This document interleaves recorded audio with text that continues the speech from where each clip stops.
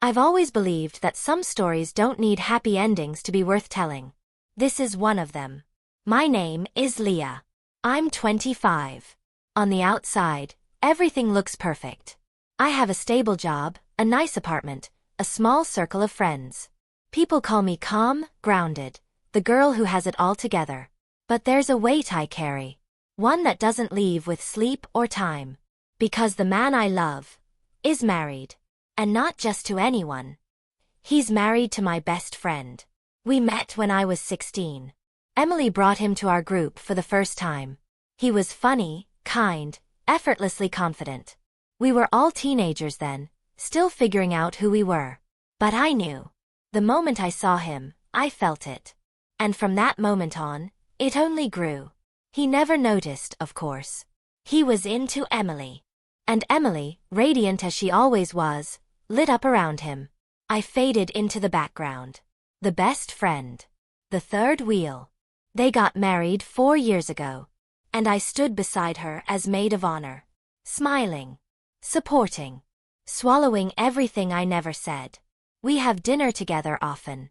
Emily loves hosting. Mark always makes sure I have the wine I like. They joke. They touch. They fit. And I sit there, smiling, feeling like I'm slowly being erased.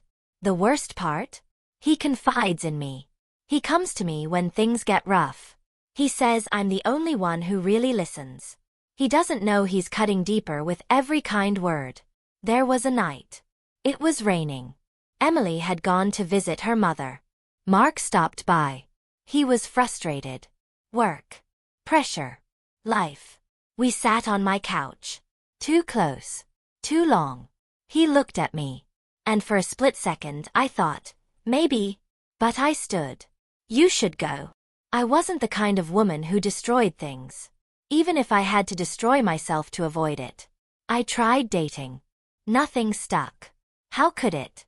Every man I met was a shadow of him. I know it's not fair. But love doesn't care about fair. It just is. Sometimes I walk through parks and wonder what it would be like if he had chosen me. Sometimes I dream about him saying, I made a mistake. But he never will. And I don't want to wish for the ruin of their happiness. So I wish in silence. And smile louder. People admire me. They say I'm wise beyond my years. They say I have so much empathy. They have no idea. Empathy hurts.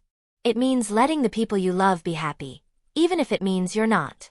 It means clapping for a wedding that breaks your heart. I once wrote him a letter. I never sent it. I couldn't. But I kept it. You are the love of my life.